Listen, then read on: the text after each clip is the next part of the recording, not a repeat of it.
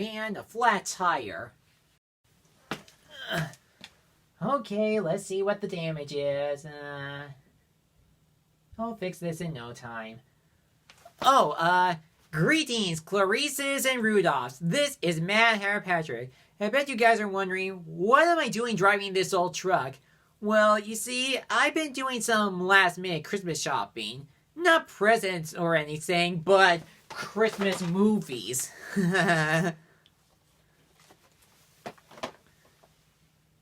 You see, I have a thing with Christmas movies and specials. Whenever the holidays come around, I love to watch them way up until the 25th. But sometimes, as classic as these movies and specials are, I always want to find something new, recent, and fresh out of the oven. And luckily, I actually found one. Not from a shop, but a streaming service. This is an animated Christmas movie that has been in the works for several years. It was made by an independent animation studio in Madrid, Spain by Sergio Pablos, an animator whose works can be found in Aladdin, The Hunchback of Notre Dame, Hercules, and Tarzan. He was also the character designer for the 2011 movie Rio, and he was also the creator of Smallfoot. Do you know what else he created?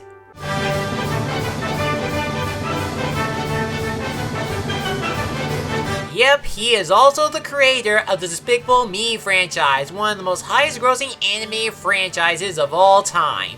When it came to his idea of making an animated Christmas movie, he wanted to explore how the medium would evolve for Western animation films without switching into computer animated movies. His studio was looking for investment into making the film and partnered to distribute it. In the end, it was Netflix who bought the rights to Klaus. The movie did get a limited release in theaters on November 8, 2019 and became available digitally the following week, making it the first original animated movie to appear on Netflix. And yes, I know there were some animated movies like The Little Prince and the upcoming Shaun the Sheep movie 2 that's been distributed by Netflix, but they were originally going to get a theatrical release, but some distributing executive just didn't take the chance and let Netflix have the rights to them. I wonder why exactly.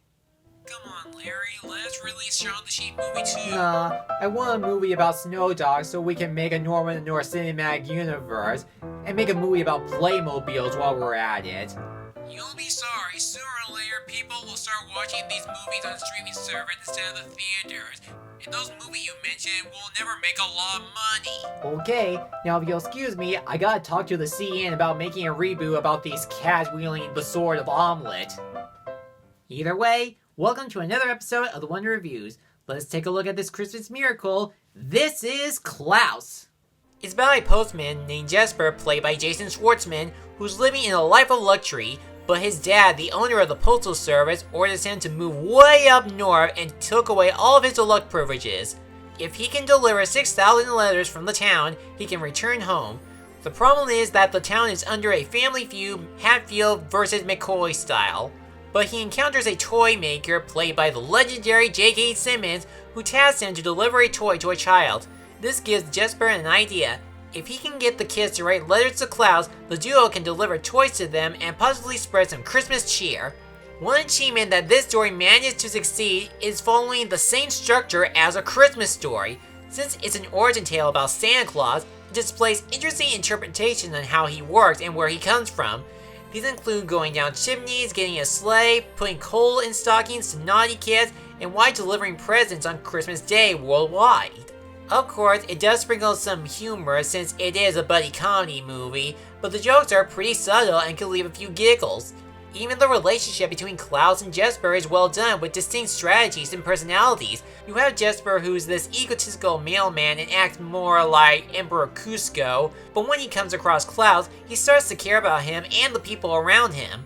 But then you got the big guy himself. What makes him a three-dimensional Santa Claus is his origins. As the movie progresses, we see him following the snow that's like his conscience and would explain why he built these toys and wants to deliver them to children. Because of their teamwork, they both help flesh out other characters they interact with, like Alva is Jesper's love interest that wants to pursue a career in teaching, Margot is the girl that lives outside Smearensburg, and all the other townspeople changing their behavior from aggressive rivals to kind friends. And then you have the villains and the leaders behind this family feud, Mrs. Crumb and Mr. Ellingbow.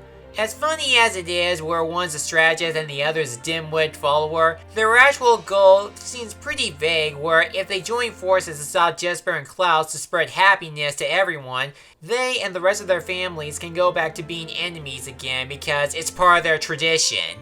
And yeah, I find that very hard to believe. Because if two polar opposites decide to join forces and go back to being enemies, you know they're likely going to become friends anyway. There's also this ferryman who always heckles at Jesper's performance, and he actually doesn't really go through a character growth like the rest of the townspeople. Granted, it is a simple Christmas story, and it actually works that way. Another thing I had to give praise for the characters is the acting. You can tell that all the performers put in a lot of effort into playing these characters. It's not just that. The people who worked on Klaus also worked really hard on the animation. This animation is something people can't seem to stop talking about this movie, and that's because it's hand-drawn. The visuals are stunning, especially for a Christmas movie like this.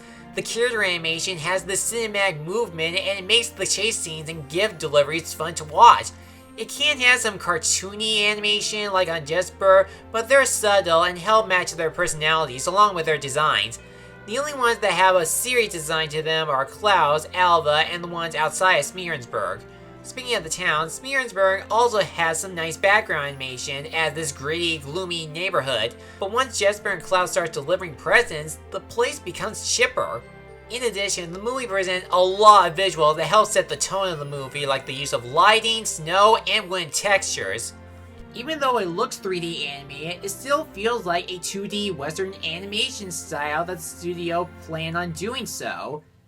I have seen a lot of recent Christmas movies and specials that I thought they were pretty good, but for this one, I love it.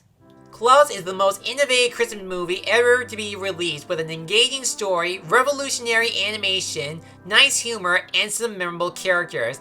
This is not just a must-watch for animation fans, but for people who watch Christmas movies, period. It has been a while for me to come across a great animated Christmas movie, and I'm glad I found this film. So for my Christmas gift to Klaus, I'm giving it an A- and the Diploma of Destiny for a job well done. Hey, it's getting late. I better start heading home soon and start watching these Christmas movies and specials.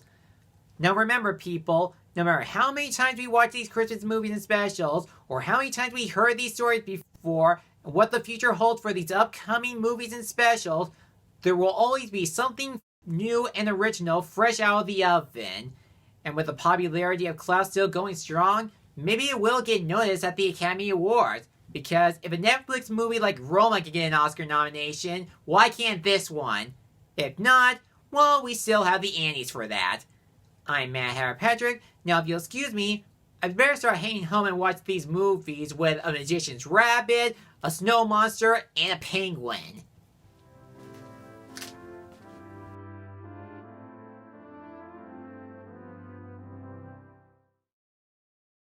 Thanks for watching this video. If you enjoyed this, feel free to like, comment, and subscribe me for a new review and other project every week.